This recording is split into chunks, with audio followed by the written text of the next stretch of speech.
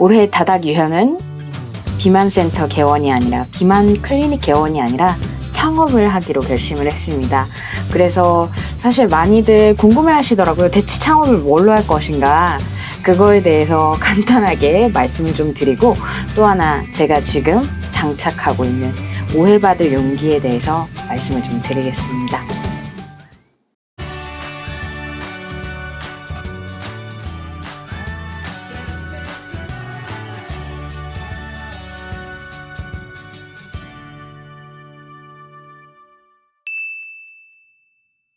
네, 안녕하세요. 다이어트 하는 닥터 다닥유연입니다. 네, 드디어 2020년이 되어 버렸습니다. 제가 지금까지 살면서 중에 가장 제가 하고 싶었던, 그리고 가장 열심히 일해야 하는 한 해가 아닐까 생각을 하게 되는데요. 그 이유에는 아까 말씀드린 것처럼 제가 의사가 아니라 좀 다른 일을 좀 하려고 스타트업을 할 예정이라서 그렇습니다. 일단 1인 기업으로 당연히 시작을 하겠죠. 그래서 왜 일단 의사를 못하냐. 그래서 제가 막 예전에도 막 돈 거리면서 11개월 동안 돈을 못 벌면 어떡하나 이런 걱정을 했던 이유가, 제가 예비 창업 패키지를 통해서 정부의 지원을 받고 또 정부의 그런 교육을 받으면서 좀 꼼꼼하게 창업을 시작해 보려고 해서 그걸 하는데요. 중요한 게 예비 창업 패키지에 되면 사실 경쟁률이 높아서 안 될 수도 있어요. 안 되면은 뭐 페이닥터 하면서 이렇게 제가 이제 사업을 좀 더 키워 나가겠지만, 되면 11개월 동안은 근로소득이 있으면 안 됩니다. 아무래도 창업을 지원하기 위한 프로그램이기 때문에 거기에 올인할 수 있는 사람들을 대상으로 이제 하는 거라서요. 결국 근로소득, 고용보험이 단 하루라도 가입이 되면 안 돼가지고, 진짜 만일 제가 예비 창업자 패키지가 된다면 진짜 11개월 동안 정말 사업 벌린 걸로 벌어먹고, 그리고 여기 전세자금 대출 이자도 내야 되는데, 근데도 지금 안 하고는 못 견디겠어서, 제가 너무나도 번뜩이는 아이디어가 있어서 이거 하면 잘 되겠다 이래서 시작하는 거 절대 아니에요. 그냥 내가 이걸 해야겠어서, 이걸 하지 않고는 못 견디겠어서 하는 겁니다. 그래서 뭘 할 거냐라고 하면 간단하게만 말씀드릴 건데요. 사실 창업 아이템이 뭐냐는 질문을 주변에서 좀 많이 받았어요.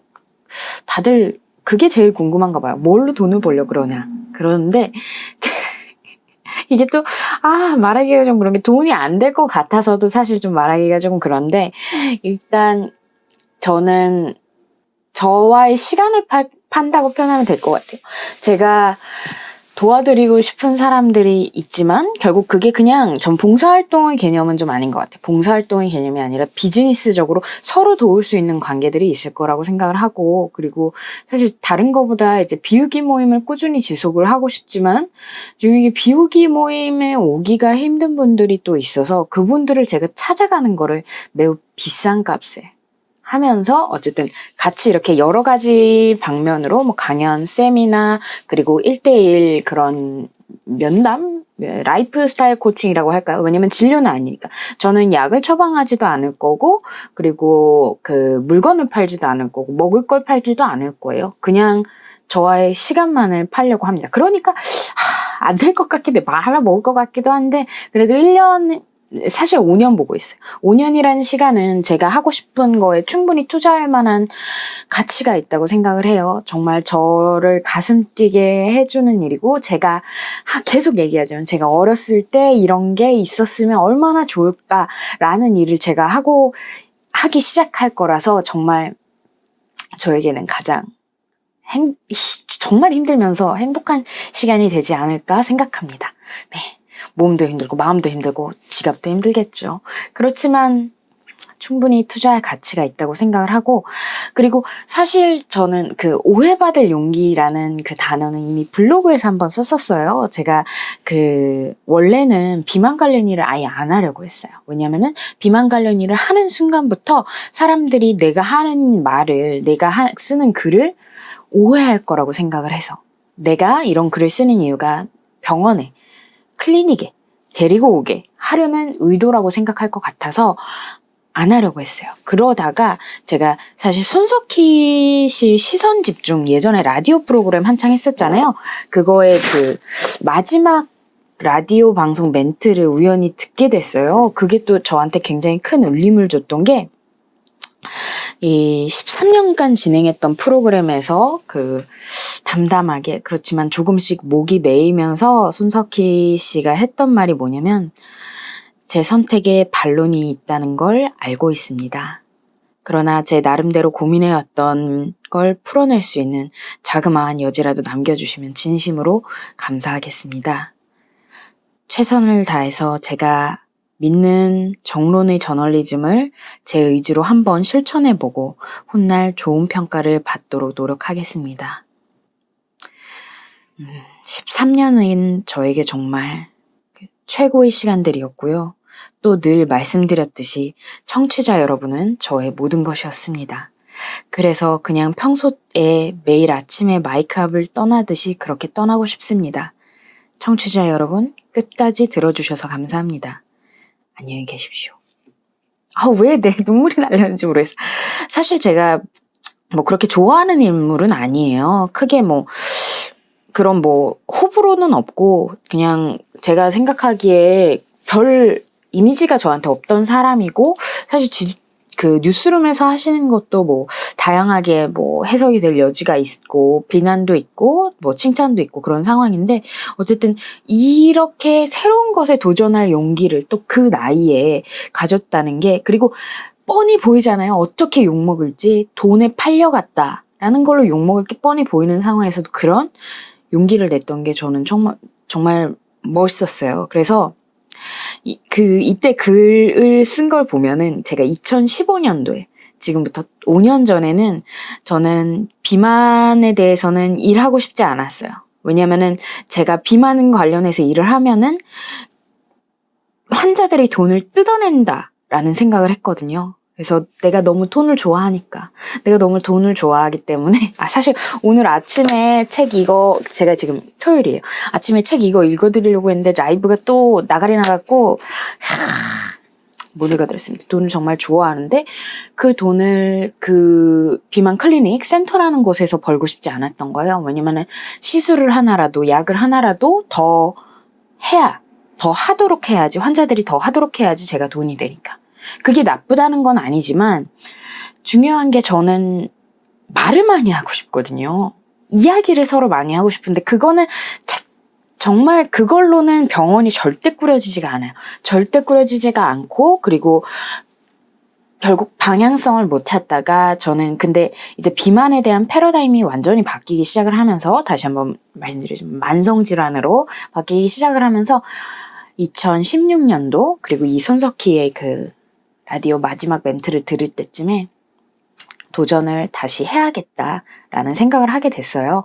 제가 생각했던 방향을 병원 안에서 그래도 의사니까 병원 안에서 풀어낼 수 있으면 정말 좋을 것 같아서 레지던트 3년 기간 동안 제가 그걸 풀어낼 수 있는 창구가 어떻게 될 것인가 고민을 굉장히 많이 했는데요.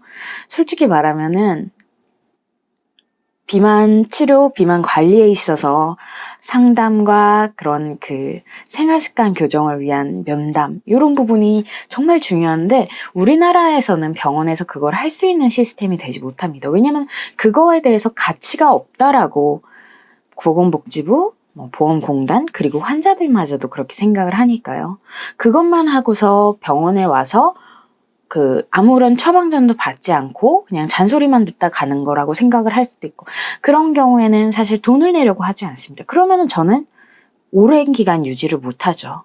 결국에는 비즈니스 마인드라는 게 굉장히 나쁘게 생각하시는 분들도 있지만 이 보도 셰퍼의 돈에서도 얘기하는 것처럼 결국에는 내가 좋아하는 일을 하면서 돈을 벌 수 있는 방법을 생각해내야 돼요. 그게 그리고 사회에 좋은 영향을 끼칠 수 있는 방향으로 해주면 이게 완전한 무언가가 된다고 저는 생각을 하거든요.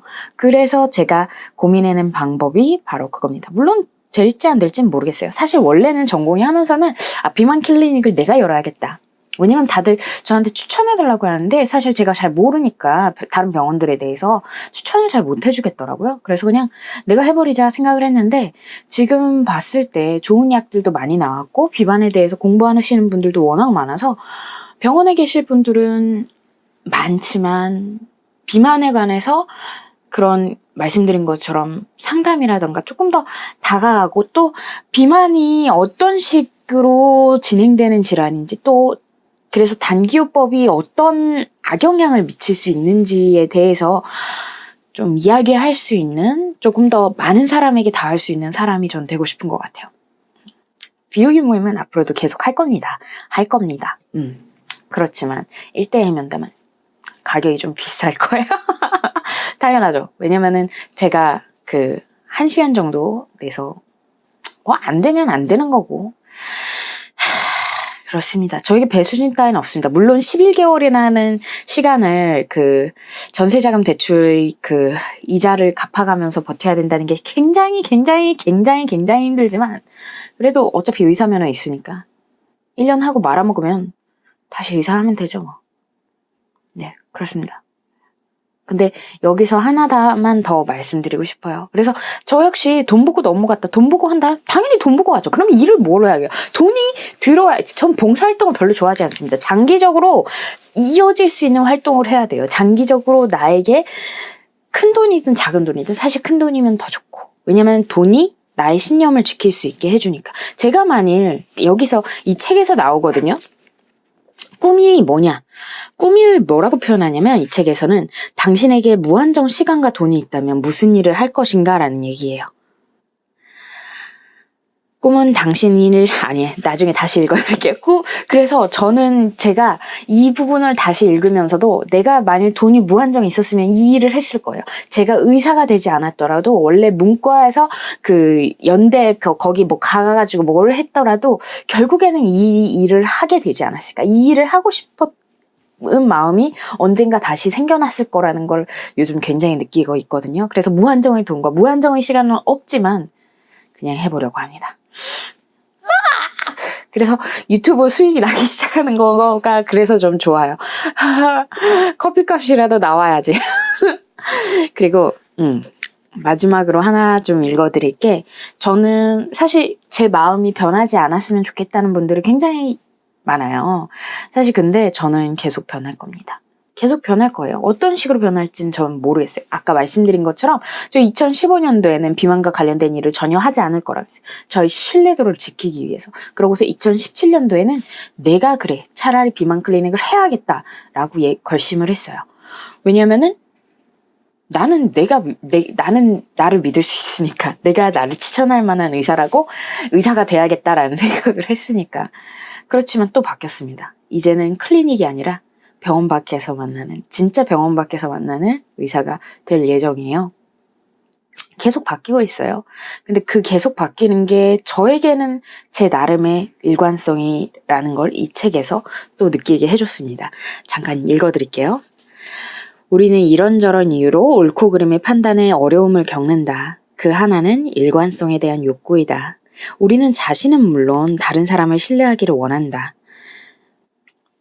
독일의 총리였던 콜라드 아데나우어가 말한 다음과 같은 말을 들으면 당신은 더 헷갈릴 것이다. 어제 내가 멍청한 소리를 좀 짓거렸다고 해서 그게 무슨 상관이란 말인가? 이 내용을 좀 더 가감하게 바꾸면 이렇다. 어제 내가 가졌던 멍청한 신념이 지금 나와 무슨 상관이란 말인가? 이때 문제가 되는 것은 일관성이다. 사실 우리나라 사람들이 아니죠. 전 세계의 사람들이 다 이걸 굉장히 싫어해요. 이때 문제가 되는 것은 일관성이다. 하지만 마하트마 간디가 한 말을 들어보면 이 일관성의 문제도 다른 각도로 볼 수 있다. 일관성은 절대적 덕목이 아니다. 오늘 내가 어제와는 다른 통찰을 했다면 오히려 방향을 바꾸는 것이 더 일관성이 있는 게 아닐까? 그러면 과거에 대해서는 일관성이 없어지지만 진리에 대해서는 더 일관성이 있는 것이다. 일관성이란 자기가 인식한 진리를 따르는 것으로 지켜진다. 제가 인식한 진리를 어제의 나와 오늘의 내가 생각하는 바가 다르다고 하더라도 저는 오늘의 내가 생각한 방향으로 주저하지 않고 가려고 해요. 결국 그 과정 안에서는 계속 오해를 받겠죠. 아, 이 사람이 마음이 변했나 보다. 사실 실제로도 제가 계속 밖에 있다가 레지던트 들어가면서 아, 드디어 이제 비만 클리닉의 세계로 들어가겠구나. 그러니까 안 좋은 의미로 생각하신 분들도 꽤 있었대요. 근데 또 이제 전문의를 따고 나서 또 이상한 짓을 한다니까 얘는 진짜 이상해 라고 하면서 했는데 그렇습니다. 저는 계속 그냥 제가 가고자 하는 바가 무엇인지, 저를 행복하게 해주는 바가 무엇인지, 그리고 가능하면 제가 조금 더 많은 사람들을 돕는 건 아니고 에게 닿을 수 있으면 좋겠는 것 같아요. 닿을 수 있으면. 결국에는 다 각자의 삶은 각자가 책임지는 거잖아요. 제가 다른 사람의 삶을 변화시킬 수 있을 거라고 생각하지 않습니다. 그거보다는 그냥 조금 토닥여준다? 아니면은 이렇게 가고 있을 때 그냥 등 탁 한 번 쳐서 이쪽에도 길이 있었네? 이렇게 생각을 하게 되는 그런 계기를 마련할 수 있었으면 좋겠어요.